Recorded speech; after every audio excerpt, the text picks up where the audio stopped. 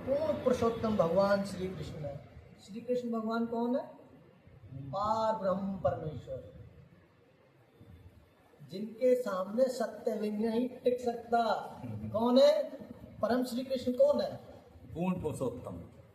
पुरुषोत्तम तो है ही है, पुरुषोत्तम तो है ही है, लेकिन क्या अभी क्या है उनके लिए? ये सब मिलकर परम पूर्ण का निर्माण करते हैं। जब सारी स्थितियां परिस्थितियां सब मिलकर परम पूर्ण का निर्माण कर देते हैं ना, वो श्री कृष्ण। हाँ, सब सारे में ही हैं। यही परम पूर्ण तथा परम सत्य पूर्ण पुरुषोत्तम भगवान श्री कृष्ण है।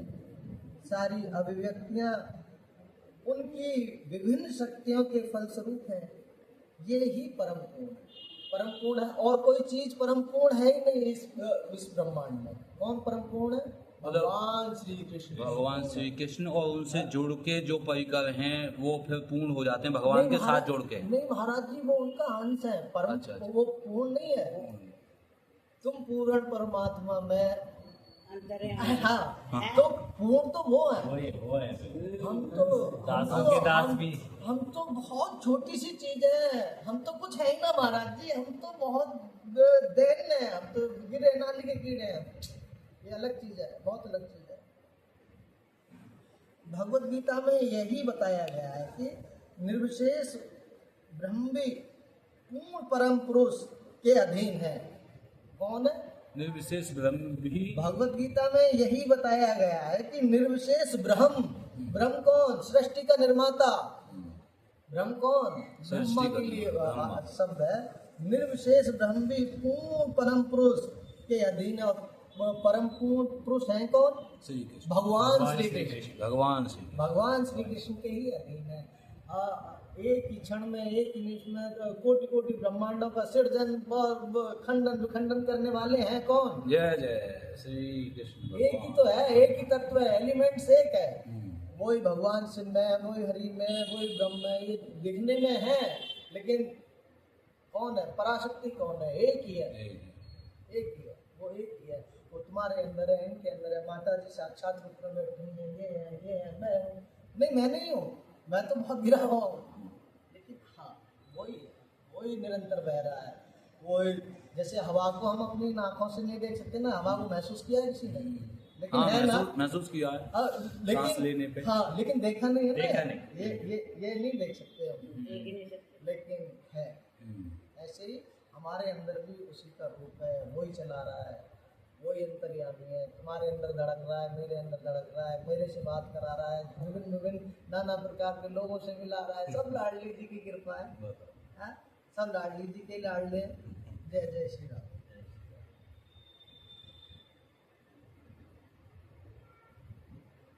भगवत गीता में यही बताया गया है कि निर्विशेष ब्रह्म भी पूर्ण परम पुरुष के अधीन है। ब्राह्मणों ही प्रतिष्ठा अहम। ब्राह्मणों ही प्रतिष्ठा अहम। ब्राह्मण की ही मैं प्रतिष्ठा हूं। कौन कह रहे हैं? भगवान श्री कृष्ण कह रहे हैं। ब्रह्म सूत्र में ब्रह्म की विशेष व्याख्या सूर्य की किरणों के रूप में की गई है। देखो जी, ब्रह्म सूत्र एक, भागवत गीता में एक और कड़ी जुड़ गई, ब्रह्म सूत्र। हमें नहीं पता था अभी तक। ब्रह्म सूत्र में ब्रह्म की विशद व्याख्या सूर्य के किरणों के रूप में की गई है। निर्विशेष ब्रह्म भगवान का प्रभा में किरण समूह है। कौन है? निर्विशेष ब्रह्म भगवान का प्रभा में किरण समूह है। जैसे सुबह होने पर बहुत सारी किरणें आती हैं ना, प्रभा की किरणें आती हैं। इस तरीके से भगवान श्री कृष्ण उन्होंने यहाँ बताया, ऊर्जा की किरण लेके आते हैं। हाँ। निर्विशेष ब्रह्म पूर्ण ब्रह्म की अपूर्ण अनुभूति है, और इसी तरह परमात्मा की धारणा भी है। 15वें अध्याय में यह देखेंगे कि भगवान पुरुषोत्तम इन दोनों निर्विशेष ब्रह्म तथा परमात्मा की आंशिक अनुभूति से बढ़कर हैं। भगवान को सच्चिदानंद विग्रह कहा जाता है। क्या कहा जाता है? सच्चिदानंद विग्रह कहा जाता है। ब्रह्म संहिता का शुभारंभ इस प्रकार से होता है, ईश्वरः परमः कृष्णः सच्चिदानंद विग्रह अनादि आदि गोविंदा सर्व कारण कारणम गोविंद या कृष्ण सभी कारणों के कारण है, जय जय। आदि कारण है जय और गोविंद। सत चित तथा आनंद के रूप है। निर्विशेष ब्रह्म उनके सत शाश्वत स्वरूप की अनुभूति है। परमात्मा सचित शाश्वत ज्ञान की अनुभूति है। जय हो। परंतु भगवान कृष्ण समस्त दिव्य स्वरूपों की अनुभूति है, सत चित आनंद के पूर्ण विग्रह में है। अल्पज्ञानी लोग जय जय परम गोविंद। सत्य को निर्विशेष मानते हैं, लेकिन वे हैं दिव्य पुरुष और इसकी जय पुष्टि जय गोविंद। समस्त वैदिक ग्रंथों में हुई है। नित्यो नित्यानाम चेतना चेतनो श्वेतना नाम कठो उपनिषदा 2.2.13। जिस प्रकार हम सभी जीव हैं और हम सबको अपनी अपनी व्यष्टि सत्ता है, उसी प्रकार परम सत्य भी अनंततः एक व्यक्ति है और भगवान की अनुभूति उनके पूर्ण स्वरूप में समस्त दिव्य लक्षणों का ही अनुभूति है। यह पूर्णता रूप विहीन निराकार नहीं है। कहते हैं ना निराकार, हम हमारी जैसी दृष्टि वैसी सृष्टि, वो हमारे पुत्र के रूप में, वो हमारे गुरु के रूप में, वो हमारे माता के रूप में, वो अनेक अनेक रूपों में हमें दिखाई देते हैं मानने पर। लेकिन भक्ति का जो सिद्धांत है वो हम मानना पड़ता है। अभी मैं मान लूँ माता जी का लाडली जी के दर्शन में, अभी तो मेरे और इनके बीच में और दूसरी कोई सत्ता है ही नहीं। लाडली जी है। अभी मैं मान लूँ माता जी को मेरी लाडली, अब यहाँ दूसरी सत्ता नहीं है क्योंकि मैंने मान लिया। ये मेरा विजय का पहला घर है। मैंने मान लिया मेरे तुम्हारे बीच में राधे की सिवा दूसरी और कोई शक्ति नहीं। मेरे इनके बीच में एक ही संबंध है, एक ही रिश्तेदार है, वो लाडली। मानने में ही बहुत बड़ी बात, मानना पड़ता है। भक्ति का पहला सोपान है मानना। जब तक मानोगे नहीं तब तक जानोगे नहीं। भैया मान लो, जल्दी से जल्दी मान लो। लेट एक्स इक्वल्स टू, उसमें मानते ये सारे जितने भी गणित, केमिस्ट्री, फिजिक्स, ये मान के ये सब मानना पड़ता है। आज हम मानगढ़ी होके आए, मान करके बैठ गए लाडली जी। अरे लाडली जी बहुत बहुत वैसी है, बहुत करुणा में है। वो तो अलग विषय है। लाडली जी के बारे में तो बहुत चुनिंदा ही गर्ग संहिता में ही थोड़ा बहुत मिलेगा। लेकिन लाडली जी है कौन, क्या है, ये बहुत अलग विषय है। यह वह कुंड में आज बहुत देर महाराज जी इनके परपोते, हाँ तो वो कह रहे ब्रजवासी, अरे अब तो इनकी दादी की भी माँ है, अब तो तुम्हें 7 सीढ़ियों की वो बनानी पड़ेगी, वो बैकुंठ जाएंगी, सोने की सीढ़ी बनानी पड़ेगी। इनसे जैसे पूछा नाम क्या है, शौर्य, शिवाय नाम है, कुंभ राशि है, ऐसे ऐसे, और इनकी दादी हैं, परदादी हैं। अरे तो बहुत सौभाग्यशाली हैं, और इनके सुपुत्र आने के लिए तैयार नहीं। लाडली जी ने ऐसा चुम्बक से पकड़ लिया।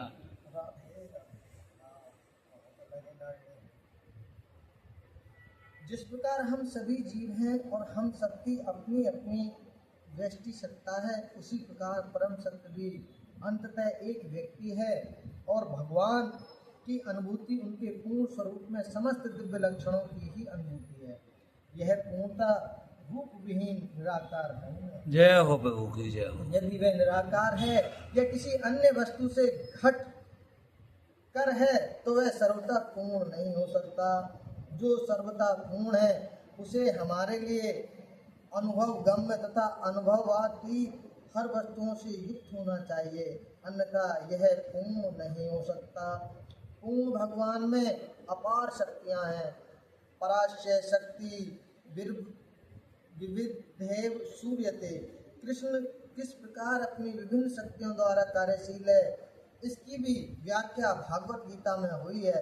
यह दृश्य जगत या भौतिक जगत जिसमें हम रह रहे हैं, यह भी स्वयं में पूर्ण है, क्योंकि जिन 24 तत्वों से यह नश्वर ब्रह्मांड निर्मित है, वे सांख्य दर्शन के अनुसार इस ब्रह्मांड के पालन तथा धारण के लिए अपेक्षित संसाधनों से पूर्णतया समन्वित हैं। इसमें ना तो कोई विजातीय तत्व है और ना ही किसी की आवश्यकता है। इस सृष्टि का अपना निजी नियत काल है जिसका निर्धारण स्वयं परमेश्वर की शक्ति द्वारा हुआ है। जय हो। और जब ये काल पूर्ण हो जाता है तो उस पूर्ण की पूर्ण व्यवस्था से इस क्षणभंगुर सृष्टि का विनाश हो जाता है। जय हो प्रभु, आपकी जय हो, जय हो।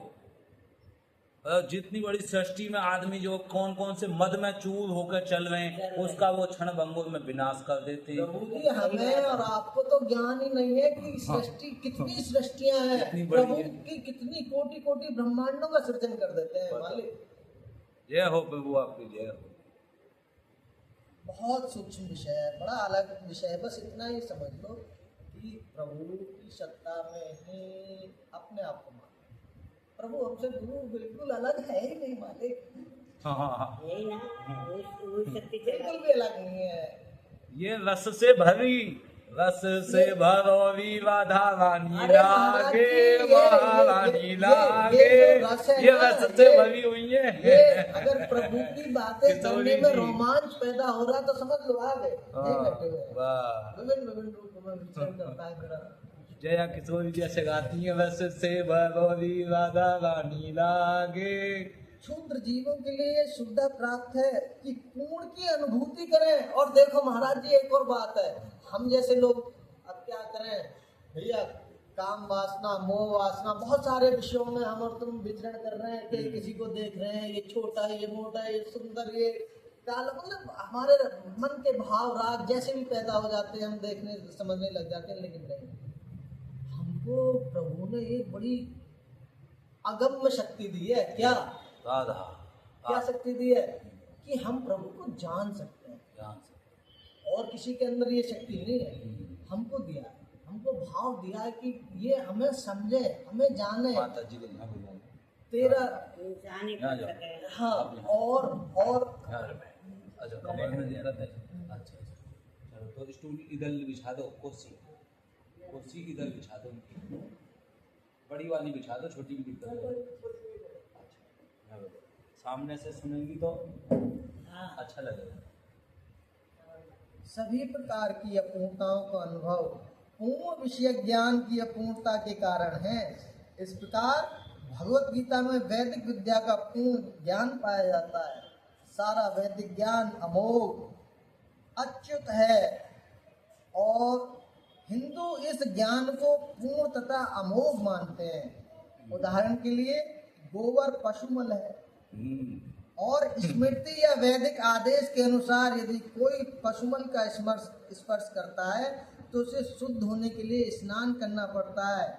लेकिन वैदिक शास्त्रों में गोबर को पवित्र करने वाला माना गया है। जय जय। इसे विरोधाभास कहा जा सकता है, लेकिन यह मान्य है क्योंकि यह वैदिक आदेश है और इसमें संदेह नहीं कि इसे स्वीकार करने पर किसी प्रकार की त्रुटि नहीं होगी।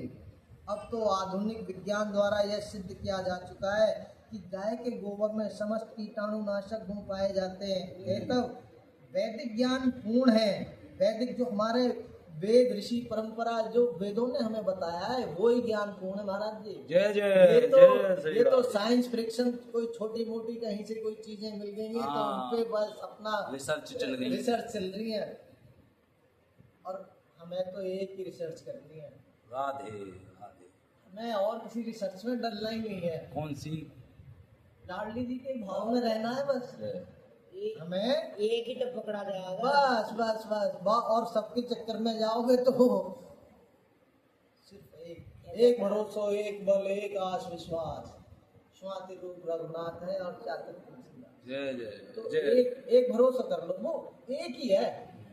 वो भाई राम हो सकते हैं, कृष्ण हो सकते हैं, राधे। हरि हो सकते हैं, मेरी लाडली जी हो सकती हैं, वो दुर्गे हो सकती हैं, वो हनुमान जी हो सकते हैं, लेकिन वो एलिमेंट्स एक ही है।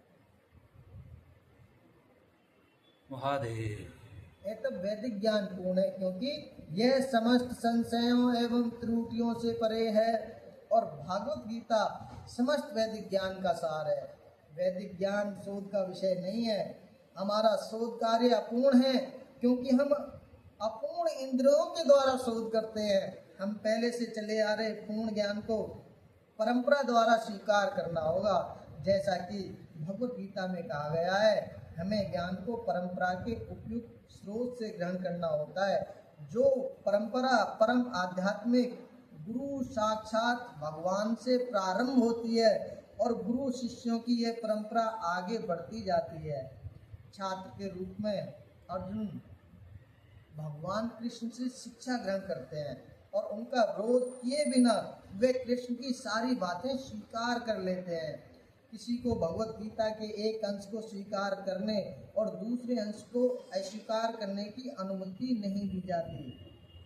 हमें भगवत गीता के बिना किसी प्रकार की टीका टिप्पणी बिना घटाए बढ़ाए तथा विषय वस्तु में बिना किसी मनोकल्पना के स्वीकार करना चाहिए। गीता को वैदिक ज्ञान की सर्वाधिक पूर्ण प्रस्तुति समझना चाहिए। वैदिक ज्ञान दिव्य स्रोतों से प्राप्त होता है और स्वयं भगवान ने पहला प्रवचन किया था। भगवान द्वारा कहे गए शब्द अपूर्व रूपे कहलाते हैं, जिसका अर्थ है कि वे 4 दोषों से युक्त संसारी व्यक्ति द्वारा कहे गए शब्दों से भिन्न होते हैं। संसारी पुरुष के दोष हैं, वह त्रुटियां अवश्य करता है। महाराज जी, हम तो दिन रात करते हैं। जय जय। देखो, होती रहती है इंसान से हमेशा कमियां होती हैं, बेशक ना दिखाई दे, और जिसको दिखाई दे रही हैं वो बड़ी अच्छी बात है, पकड़ की बात है, जिसे अपनी गलतियां दिखाई दें। अगर हमें अपनी गलतियां दिख रही हैं, हाँ लाडली जी के भाव में कोई कमी आ रही है, तो समझ लो बहुत अच्छे रास्ते पे चल रहे हैं। वह अनिवार्य रूप से मोहग्रस्त होता है। हाँ, उसमें ये मेरा है, तेरा है, हाँ मोह रहता है उसमें इंसान के अंदर। उसमें अन्यों को धोखा देने की प्रवृत्ति होती है महाराज। वो धोखा दे सकता है? वह अपनी इंद्रियों के कारण सीमित होता है, क्योंकि परमानंद का अनुभव हुआ नहीं है, तो अभी तो अपूर्णता है। तो इन 4 दोषों के कारण मनुष्य सर्वव्यापी ज्ञान विषयक पूर्ण सूचना नहीं दे पाता। ऐसे दोषपूर्ण व्यक्तियों द्वारा वैदिक ज्ञान प्रदान नहीं किया जाता। इसे पहल प्रथम श्रेष्ठ जीव ब्रह्मा के हृदय में प्रदान किया गया। स्वयं ब्रह्मा जी के हृदय में प्रदान किया गया है पहले श्रीमद् भागवत गीता को, इसमें लिखा है। और फिर ब्रह्मा ने इस ज्ञान को अपने पुत्रों तथा शिष्यों को उसी रूप में प्रदान किया, जय जय, जिस रूप में उन्हें भगवान से प्राप्त हुआ था। जय जय। भगवान पूर्ण है, उनका प्रकृति के नियमों के वशीभूत होने का प्रश्न ही नहीं उठता। तो मनुष्य में इतना समझने की बुद्धि तो होनी चाहिए कि भगवान ही इस ब्रह्मांड की सारी वस्तुओं के एकमात्र स्वामी हैं। वे ही आदि सृष्टा तथा ब्रह्मा के भी सृजन करता है। जय जय। 11वें अध्याय में भगवान को प्रपितामह के रूप में संबोधित किया गया है, क्योंकि ब्रह्मा को पितामह कहकर संबोधित किया गया है, तो वो इन पितामह के भी सृष्टा हैं। ये तब किसी को अपने आप को किसी भी वस्तु का स्वामी होने का दावा नहीं करना चाहिए। अब मेरा तेरा बहुत हो रही है कि कल किसी की विरासत थी, आज वो हमारे नाम पे है, कल हमारे बच्चों के नाम पे पर ये विरासत चलती रहेगी, तो हम उसके मालिक नहीं है। हम अगर मानने लग जाएं, हम अभिमान करने लग जाएं, तो वो नहीं। उसे केवल उन्हीं वस्तुओं को स्वीकार करना चाहिए जिन्हें उसके पोषण के लिए भगवान ने हिस्से में दिया है। जय जय। मतलब उपभोग भी करे, तो भैया जी को जरूरत है तो मैं थोड़ा सा भैया जी को दे दूं, भैया जी के पास ज्यादा है तो भैया जी माता जी को दे रही है, माता जी के पास थोड़ा सा है तो उन्हें लग रहा है इनकी मदद करनी चाहिए तो इनको भी दे रही है। तो इस तरीके से ही सृष्टि का सृजन करते हैं ज्ञानी पुरुष। भगवान द्वारा हमारे हिस्से में लिए रखी गई वस्तुओं को किस तरह काम में लाया जाए, इसके अनेक उदाहरण प्राप्त होते हैं। इसकी भी व्याख्या भगवत गीता में हुई है। प्रारंभ में अर्जुन ने निश्चय किया था कि वह कुरुक्षेत्र के युद्ध में नहीं लड़ेगा, यह उसका अपना निर्णय था। अर्जुन ने भगवान से कहा कि वह अपने ही संबंधियों को मारकर राज्य का भोग नहीं करना चाहता। वह यह निर्णय शरीर पर आधारित था, क्योंकि वह अपने आप को शरीर मान रहा था और अपने भाइयों, भतीजों, सालों, पितामह इन्हें क्या जमाल? आदि को अपने शारीरिक संबंधी या विस्तार के रूप में ले रहा था। ये तब वह अपने शारीरिक आवश्यकताओं को पुष्ट करना चाह रहा था। भगवान ने भगवत गीता का प्रवचन इस दृष्टिकोण को बदलने के लिए ही किया और अंत में अर्जुन भगवान के आदेश अनुसार युद्ध करने का निश्चय करते हुए कहता है कि करिष्य से वचनम तव, मैं आपके वचन के अनुसार ही करूंगा। जय जय हाँ, जय जय। जब भगवान श्री कृष्ण ने उन्हें समझाया कि मेरे सिवा तो कुछ है ही नहीं, विराट स्वरूप जब दिखाया, एक तरफ से जन्म हो रहा है, एक तरफ से मर रहा है, एक तरफ से पूरी कितनी कोटि कोटि ब्रह्मांडों को सृजन और पालन और संहार जब देखा तो ये अपने से ही पैदा हो रहा है और सब अपने में लिप्त हो रहे हैं। तो हम और तुम भगवान से अलग हैं ही नहीं, भगवान में ही संलिप्त है। और महाराज जब तक ये हमारे अंदर अभिमान नहीं आ जाएगा कि नहीं हम तो भगवान के अंश हैं भाई, हम कैसे कोई गलती कर सकते हैं, तो तब तक हमसे गलतियां बनने की चेष्टा तब तक रहेंगी जब तक हमें ये नहीं लगे कि हम भगवान नहीं है, हम भगवान का अंश नहीं, तो हम गलती करने की। और जब हम मान लेंगे नहीं भगवान जी देख रहे हैं, सीधे हाथ पे हैं, तो अब गलती कर, अब ऐसा लगेगा किसने डंडा मार दिया, महाराज जी गलत नहीं चल सकते, नहीं चल सकते, केवल कहाँ देख सकते हो इन आंखों से, केवल इस जगह को देख सकते हो और तो कुछ है ही नहीं। और अगर इन आंखों से तुम ज्यादा से ज्यादा ये रास्ता और कुछ अगर एक्स्ट्रा देखने की कोशिश करो तो दंड मिलेगा, स्वाभाविक मिलेगा भाई। ये भक्ति का है, तो धीरे धीरे आएंगी चीजें। जय जय जय।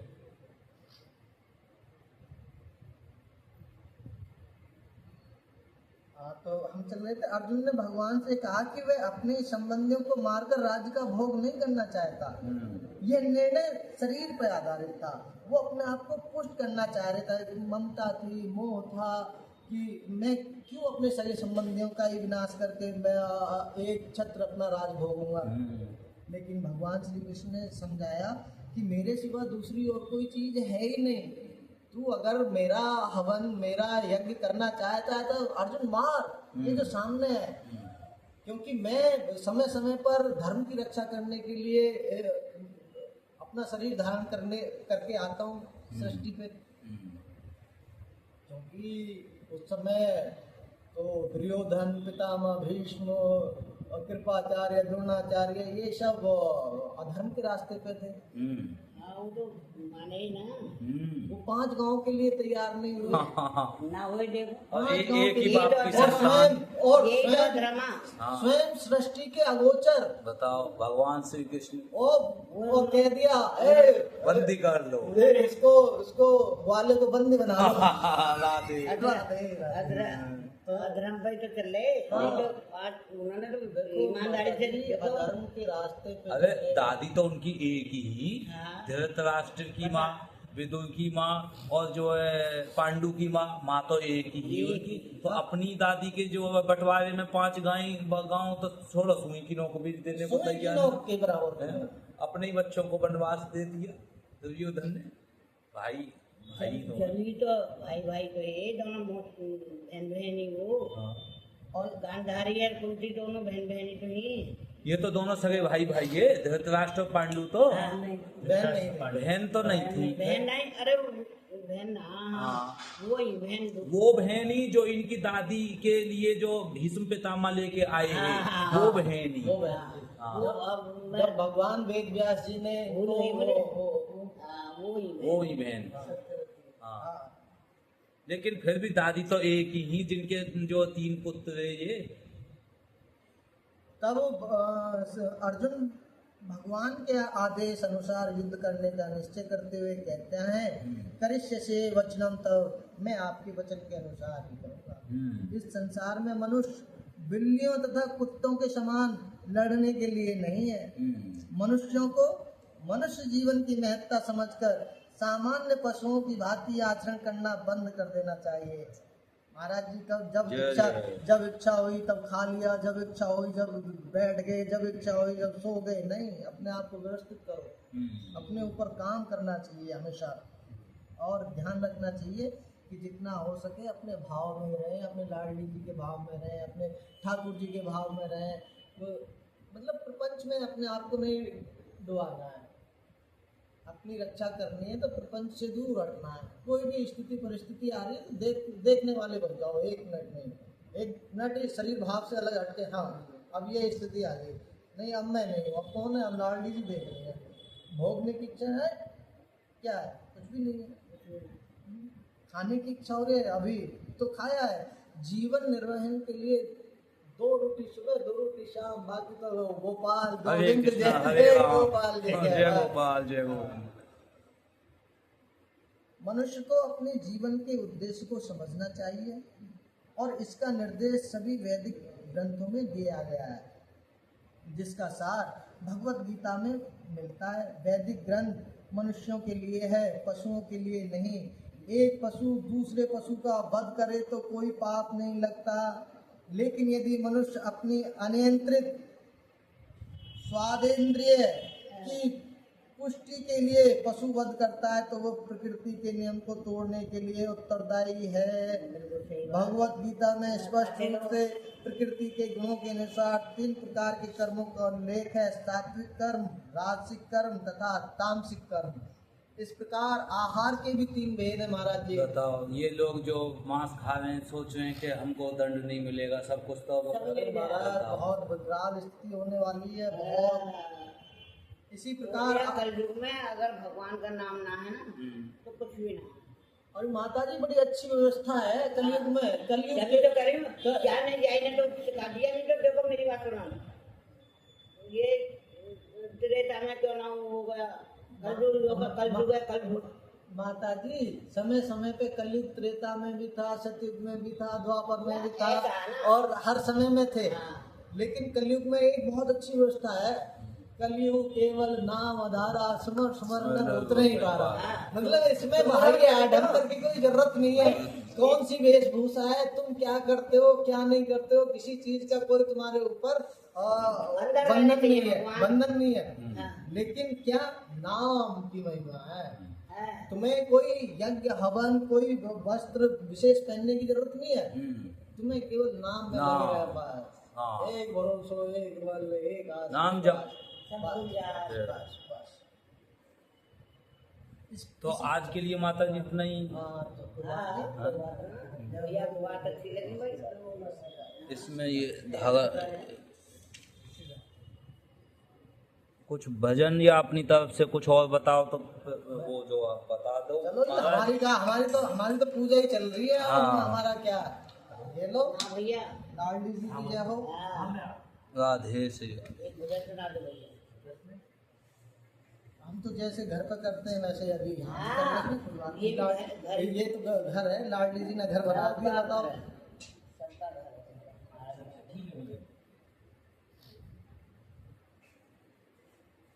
जैसे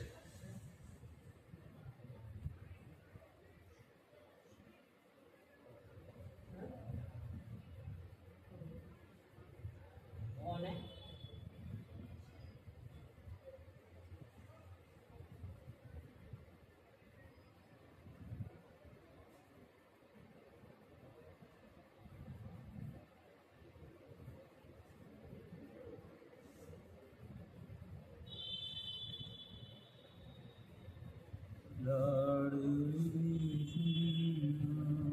शुरुआत करें। हाँ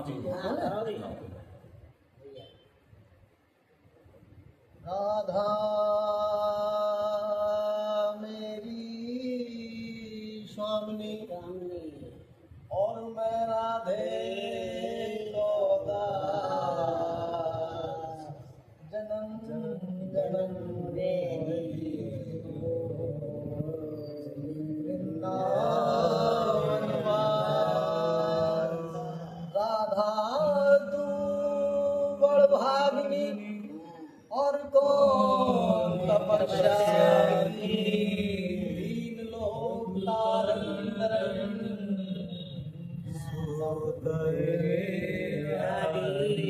मेरी भव बाधा हरो जय जय जय जय राधे मेरी भव बाधा हरो जय हो राधा दर्शो जातन की घाई परे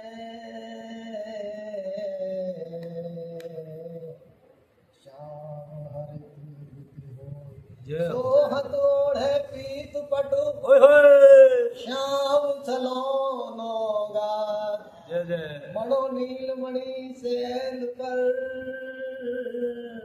आतप परो ब्रुहा जय जय हमारो धन राधा राधा राधा परम धन राधा राधा राधा राधा हमारो धन राधा श्री राधा श्री राधा परम धन राधा श्री राधा श्री राधा ओम कृष्णाय वासुदेवाय देवकी नंदनाय च नंद गोकुमाराय गोविंदाय नमो नमः ओम कृष्णाय वासुदेवाय देवकी नंदनाय च नंद गोकुमाराय गोविंदाय नमो नमः मुख सूख गयो रटना राधे जो रस पायो हो तो बखान नहीं जय जय मन का हाथ नूर मुस्कानो तेरो नाम सास हर सांस हमारी लाड़ो के ओए होए अब सोच समझ सब ठकुरानी जय जय भवी गोड़न टिके मिले जय जय चरणन हारे जय जय ब्रह्म तपस्या में लीनो कह को कृपा को मारो राधे चरण पकड़ कहे सूरदास कृपा दृष्टि कर दारो रस खान छोड़ के मिलो महल कहे माया में मत डारो जय जय राधे राधे ठाकुर डारो नाम सांस क्योंकि तेरो ये नाम सहारो जय श्री राधे जय जय श्री श्री राधे राधे लाडले लाडले सलाम ले मेरे गिनियो ना अपराध